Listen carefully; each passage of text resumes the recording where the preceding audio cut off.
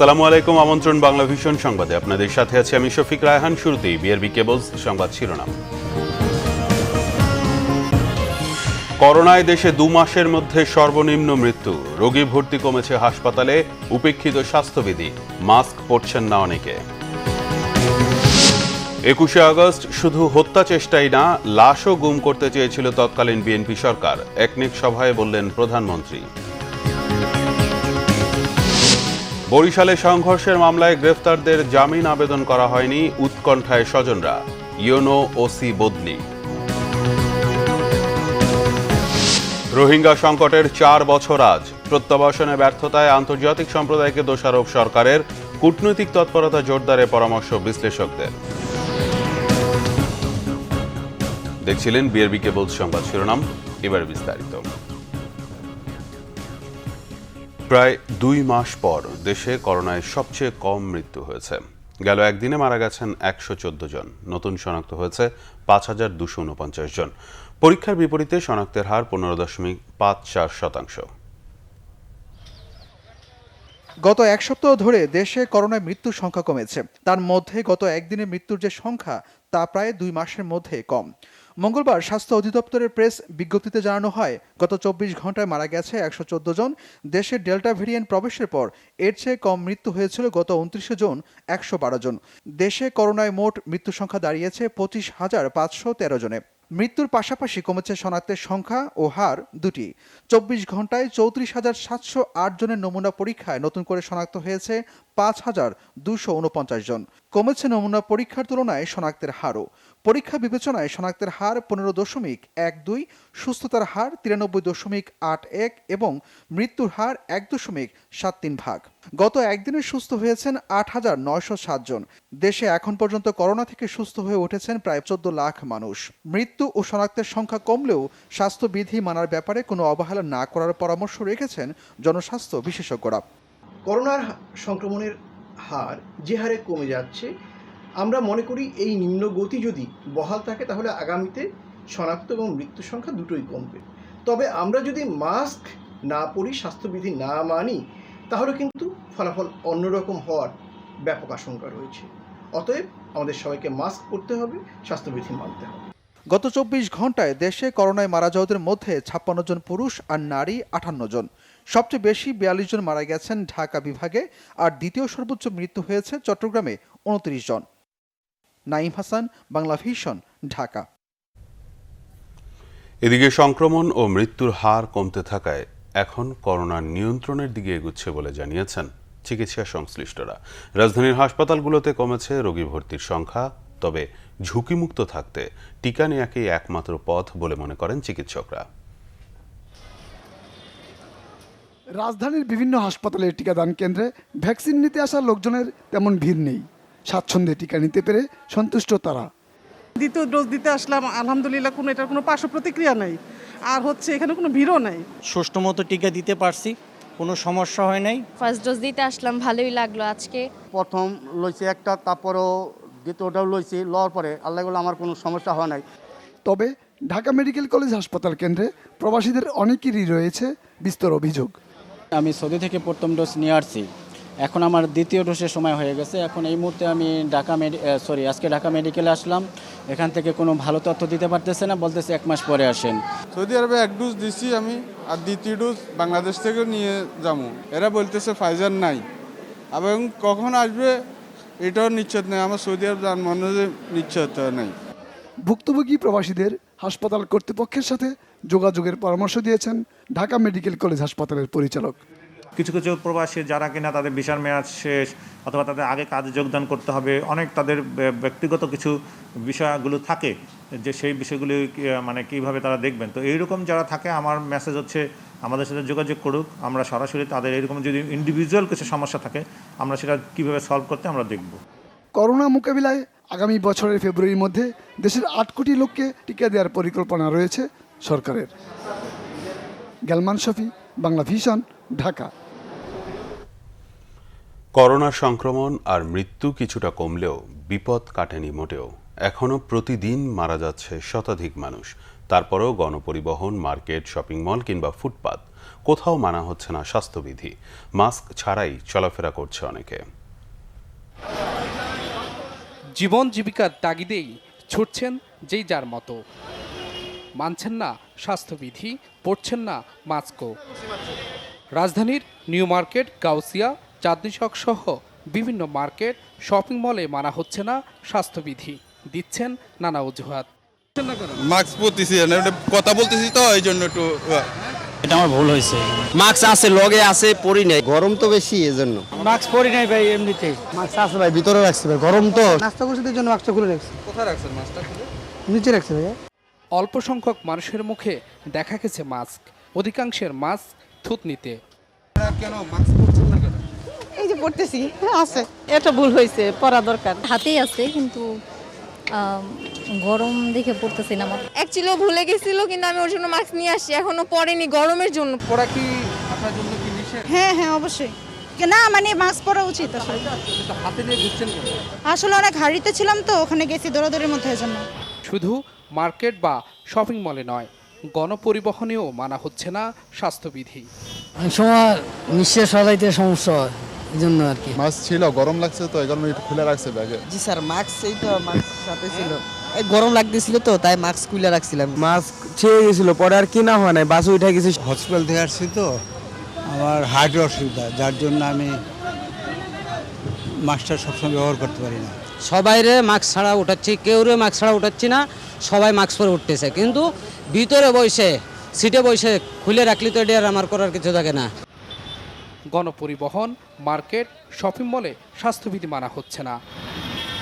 একই পরিস্থিতি রাজনৈতিক সভা সমাবেশ, মানববন্ধন ও সেমিনারে।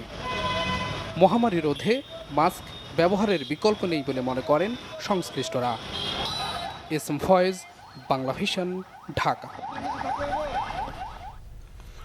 21শে আগস্টে শুধু হত্যা আর হত্যা চেষ্টা নয়, লাশ গুম করার নৃশংস চেষ্টাও সে সময়ের সরকার করেছিল বলে জানিয়েছেন প্রধানমন্ত্রী শেখ হাসিনা। গতকাল সকালে পরিকল্পনা মন্ত্রণালয়ে অনুষ্ঠিত জাতীয় অর্থনৈতিক পরিষদের নির্বাহী কমিটি একনেকের সভায় গণভবন থেকে ভার্চুয়ালি যুক্ত হয়ে প্রধানমন্ত্রী কথা বলেন। এছাড়া স্মৃতিচারণ করেন 21শে আগস্ট গ্রেনেড হামলায় নিহত আওয়ামী লীগ নেত্রী আইভি রহমান সহ অন্যদের। হামলার ভয়াবহ স্মৃতির সাথে এখন পর্যন্ত শারীরিক যন্ত্রণা বয়ে বেড়ানোর কথাও জানান প্রধানমন্ত্রী। একনেক সভায় 5,441 কোটি টাকা ব্যয়ে 8টি প্রকল্পের অনুমোদন দেওয়া হয়। পাপন এমপি, তারপর ওর বোন তানিয়া, ময়না, এদের সবাইকে একটা রুমে তালা দিয়ে রেখে তারপরে খালেদা জিয়া যান আইভি রহমানকে দেখতে। এবং খালেদা যখন দেখে ফিরে আসে, তারপরে তাকে মৃত ঘোষণা করা হয়।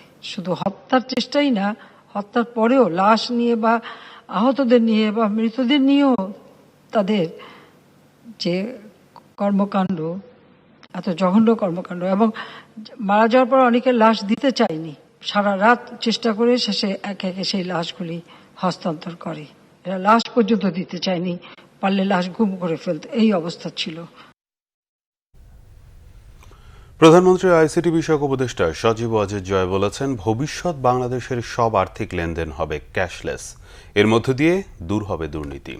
গতরাতে সোনালী ব্যাংক, হোমপে ও আইটিসিএল এর যৌথ উদ্যোগে ব্লেজ সার্ভিসের উদ্বোধন করে তিনি কথা বলেন। সজীব ওয়াজেদ বলেন, তৈরি পোশাক খাতের চেয়েও প্রবাসীদের আয় দেশের অর্থনীতিতে গুরুত্বপূর্ণ ভূমিকা রাখছে, তাই প্রবাসীদের কল্যাণে সরকারের নেওয়া নানা পরিকল্পনার কথা তুলে ধরেন তিনি। বলেন, ডিজিটাল বাংলাদেশের সুবিধা গত 17 মাসে দৃশ্যমান হয়েছে। বিশ্বের বড় বড় দেশের সরকার করোনায় হিমশিম খেয়েছে, তবে ডিজিটাল বাংলাদেশ বিনির্মাণের ফলে কোভিডের প্রভাব সরকারের কার্যক্রমে পড়েনি। ব্লেজ সার্ভিসের মাধ্যমে প্রবাসীদের কষ্টার্জিত অর্থ বিশ্বের যে কোনো প্রান্ত থেকে ব্যাংকিং চ্যানেলে ডিজিটাল পদ্ধতিতে মাত্র 5 সেকেন্ডে যে কোনো সময় গ্রাহকের হিসেবে জমা করা যাবে। আওয়ামী লীগ সরকারের নজর কিন্তু শুধুমাত্র আজকের প্রয়োজন না। আমরা শুধু ভাবছি না যে বাংলাদেশ এখন কোথায়, আমরা সারাক্ষণ ভাবছি, সারাক্ষণ চিন্তা, আমাদের সারাক্ষণ পরিকল্পনা হচ্ছে বাংলাদেশকে আমরা কোথায় নিয়ে যেতে চাই। আজ থেকে 10 বছরের পর বাংলাদেশ কেমন হবে, সেটাই হচ্ছে আমাদের ভিশন, সেটাই হচ্ছে আওয়ামী লীগ সরকারের ভিশন, সেটাই হচ্ছে ডিজিটাল বাংলাদেশের ভিশন। ক্যাশলেস সোসাইটি হচ্ছে আমাদের ভবিষ্যৎ। এটাই হলো আমার ডিজিটাল বাংলাদেশ এখন নেক্সট স্বপ্ন, যে বাংলাদেশে সকল ফাইন্যান্সিয়াল ট্রানজাকশন এখন ক্যাশলেস হয়ে যাবে। গ্রামের মানুষ। আওয়ামী লীগের সাধারণ সম্পাদক ওবায়দুল কাদের জানিয়েছেন, 21শে আগস্ট গ্রেনেড হামলা মামলায় উচ্চ আদালতে আপিলের শুনানি অচিরেই শুরু হবে। গতকাল আওয়ামী লীগের মহিলা বিষয়ক সম্পাদক আইভি রহমানের 17তম মৃত্যুবার্ষিকী উপলক্ষে সাধারণ সম্পাদক ওবায়দুল কাদের আওয়ামী লীগের সিনিয়র নেতাদের নিয়ে বনানী কবরস্থানে আইভি রহমানের সমাধিতে শ্রদ্ধা জানান। পরে তিনি সাংবাদিকদের বলেন, আইভি রহমান ছিলেন নিরহংকারী। 21শে আগস্ট গ্রেনেড হামলা মামলার বিচার নিশ্চিতের কথা জানান তিনি। পরে আইভি রহমানের সমাধিতে শ্রদ্ধা জানায় ঢাকা মহানগর উত্তর ও দক্ষিণ আওয়ামী লীগ, যুবলীগ, ছাত্রলীগ, কৃষক লীগ, স্বেচ্ছাসেবক লীগ, মহিলা আওয়ামী লীগ, জাতীয় শ্রমিক লীগ সহ বিভিন্ন সংগঠনের নেতাকর্মীরাও আইভি রহমানের কবরে দোয়া ও মোনাজাত করেন। এদিকে বিএনপি সাংগঠনিক সম্পাদক সৈয়দ ইমরান সালেহ প্রিন্স বলেছেন, 21শে আগস্ট গ্রেনেড হামলা নিয়ে ঢাকা দক্ষিণের সাবেক মেয়র সাঈদ খোকন হাটে হাড়ি ভেঙে দিয়েছেন। গতকাল নয়াপল্টনে কেন্দ্রীয় কার্যালয়ে সংবাদ সম্মেলনে তিনি জানান, বিএনপির প্রতিষ্ঠাবার্ষিকী উপলক্ষে 1 সেপ্টেম্বর সারা দেশে দলীয় কার্যালয়ে দলীয় পতাকা উত্তোলন, দলের প্রতিষ্ঠাতা সাবেক রাষ্ট্রপতি জিয়াউর রহমানের মাজারে পুষ্পস্তবক অর্পণ, আলোচনা সভা, হেলথ ক্যাম্প ও করোনা রোগীদের সহায়তা সহ নানা কর্মসূচি নেওয়া হয়েছে। ছাত্রদল নেতা সাইফ মাহমুদ জুয়েল, সিরাজুল ইসলাম সিরাজ ও মুস্তাফিজুর রহমানকে অবিলম্বে জনসম্মুখে হাজির এবং নিঃশর্ত মুক্তির দাবি জানান তিনি। বরিশালে সংঘর্ষের মামলায় গ্রেফতার আওয়ামী লীগ নেতাকর্মীদের জামিনের জন্য মঙ্গলবার আবেদন করেননি আইনজীবীরা। সমঝোতা বৈঠকের পরও জামিনের আবেদন না হওয়ায় উৎকণ্ঠায় আসামিদের স্বজনরা। এদিকে বরিশাল সদরের ইওনো এবং ওসিকে বদলি করা হয়েছে, তবে বদলির আদেশ আগেই দেওয়া হয়েছিল বলে দাবি সংশ্লিষ্টদের। বরিশালে ইউএনওর বাসায় স্থানীয় আওয়ামী লীগ নেতাকর্মীদের হামলার অভিযোগে করা মামলায় সোমবার 18 নেতাকর্মীর জামিনের আবেদন করা হয়, তবে সেই আবেদন নাকচ করে দেয় আদালত। আবার জামিন আবেদনের কথা থাকলেও মঙ্গলবার তা করা হয়নি।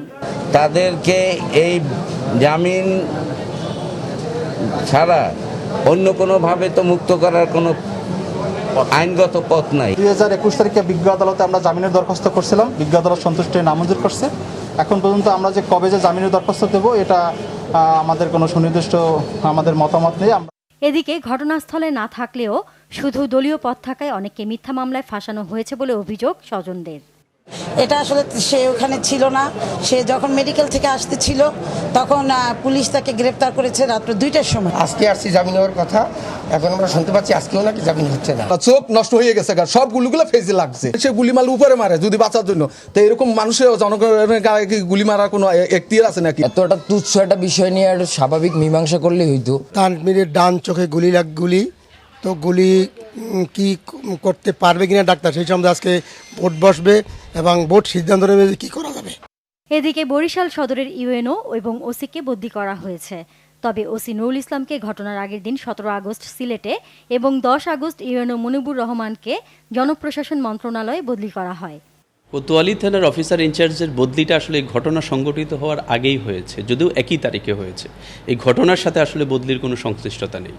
ব্যানার অপসারণকে কেন্দ্র করে বরিশালে ইউএনওর বাসভবনে হামলার ঘটনায় বুধবার রাতে আনসারের গুলি এবং পুলিশের লাঠিচার্জে অর্ধশতাধিক নেতাকর্মী আহত হয়। Bangla vision news desk. Rohingya সংকটের 4 বছর পূর্তি আজ। নানা কূটনৈতিক তৎপরতা সত্ত্বেও মিয়ানমারের অনিচ্ছার কারণে কোনো রোহিঙ্গাকেই ফেরত পাঠানো যায়নি। পররাষ্ট্র প্রতিমন্ত্রী শাহরিয়ার আলম এজন্য দোষারোপ করেছেন জাতিসংঘ ও আন্তর্জাতিক সম্প্রদায়ের ব্যর্থতাকে। এ ব্যাপারে কূটনৈতিক তৎপরতা জোরদারের পরামর্শ দিয়েছেন আন্তর্জাতিক সম্পর্ক বিশ্লেষক ডক্টর ইমতিয়াজ আহমেদ।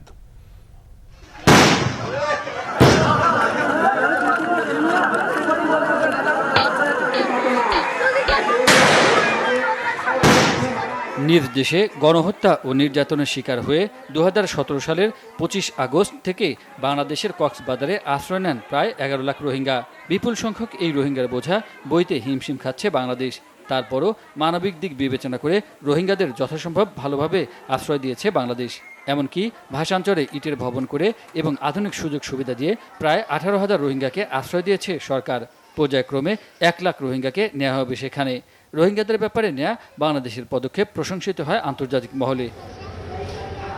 2018 সালে রোহিঙ্গা প্রত্যাবাসনে বাংলাদেশ মিয়ানমার চুক্তি হয়। চুক্তি অনুযায়ী 2019 সালের জানুয়ারিতে রোহিঙ্গা প্রত্যাবাসন শুরু হওয়ার কথা থাকলেও নানা অজুহাতে এখন পর্যন্ত একজনকেও ফেরত নেয়নি মিয়ানমার। এমনকি রোহিঙ্গাদের ফেরাতে চীন মধ্যস্থতাকারীর ভূমিকা নিলেও কাজ হয়নি।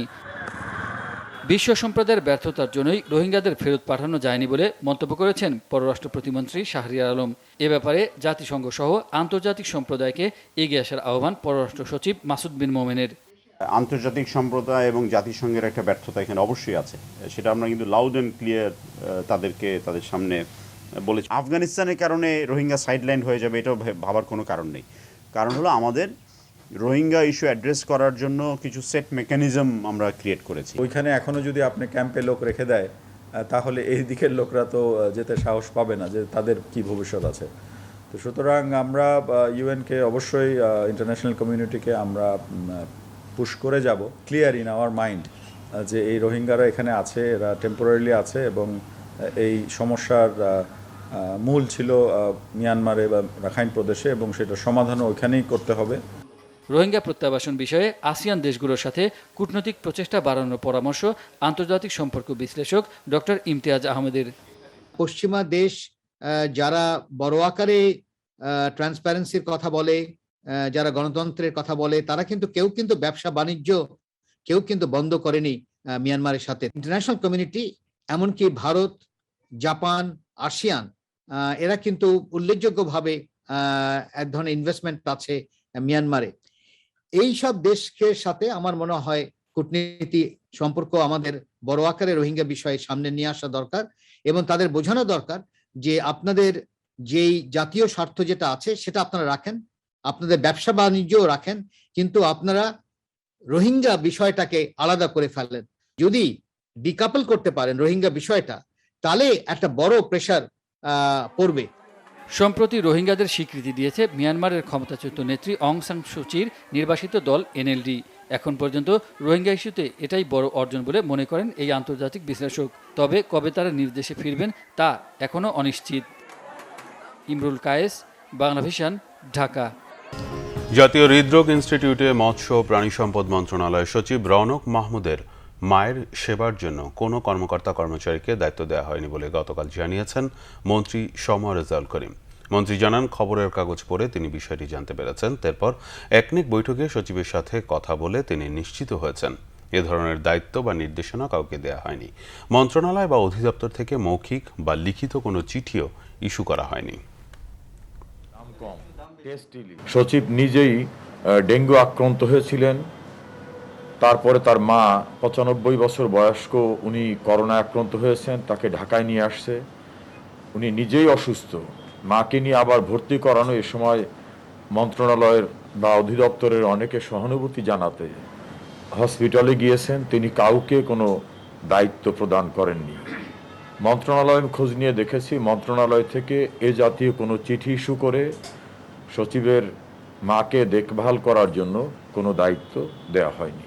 আর উনি মৌখিকভাবে বা লিখিতভাবে কাউকে ওনার মাকে দেখভাল করার জন্য বা হসপিটালে যাওয়ার জন্য কিছু বলেননি, এটা উনি আমাকে জানিয়েছেন। দাম কম। পরিস্থিতি একটু ভালো হলেই স্কুল খুলে দেওয়া হবে বলে জানিয়েছেন প্রাথমিক ও গণশিক্ষা প্রতিমন্ত্রী জাকির হোসেন। গতকাল সচিবালয়ে সাংবাদিকদের তিনি এ তথ্য জানান। গণশিক্ষা প্রতিমন্ত্রী জানান, শিক্ষা প্রতিষ্ঠান চালুর ব্যাপারে সব ধরনের প্রস্তুতি রয়েছে। প্রধানমন্ত্রী নির্দেশনা দিলে খুলে দেওয়ার বিষয়টি চূড়ান্ত হবে। তিনি জানান, এরই মধ্যে প্রাথমিকের প্রায় 85% শিক্ষকের ভ্যাকসিন দেওয়া সম্পন্ন হয়েছে। অন্যদেরকে খুব শিগগিরই ভ্যাকসিনের আওতায় আনা হবে। প্রতিমন্ত্রী জানান, পরীক্ষা নেওয়া না গেলে মূল্যায়ন করা হবে। অক্টোবর পর্যন্ত স্কুল খুলে দেওয়ার সময় রয়েছে, তাহলে শিক্ষার্থীরা পরীক্ষার জন্য প্রস্তুতির সময় পাবে বলেও জানান প্রাথমিক ও গণশিক্ষা প্রতিমন্ত্রী। সংবাদ শেষ করব বিআরবি কেবল শিরোনামগুলো আরেকবার জানিয়ে। করোনায় দেশে 2 মাসের মধ্যে সর্বনিম্ন মৃত্যু। রোগী ভর্তি কমেছে হাসপাতালে, উপেক্ষিত স্বাস্থ্যবিধি, মাস্ক পরছেন না অনেকে। 21শে আগস্ট শুধু হত্যা চেষ্টাই না, লাশও গুম করতে চেয়েছিল তৎকালীন বিএনপি সরকার, একনেক সভায় বললেন প্রধানমন্ত্রী। বরিশালে সংঘর্ষের মামলায় গ্রেফতারদের জামিন আবেদন করা হয়নি, উৎকণ্ঠায় স্বজনরা। ইউনো ওসি বদলি। রোহিঙ্গা সংকটের 4 বছর আজ, প্রত্যাবাসনে ব্যর্থতায় আন্তর্জাতিক সম্প্রদায়কে দোষারোপ সরকারের। কূটনৈতিক তৎপরতা জোরদারের পরামর্শ বিশ্লেষকদের।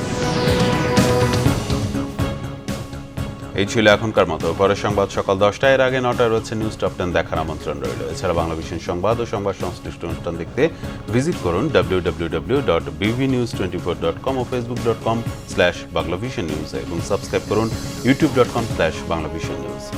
ধন্যবাদ।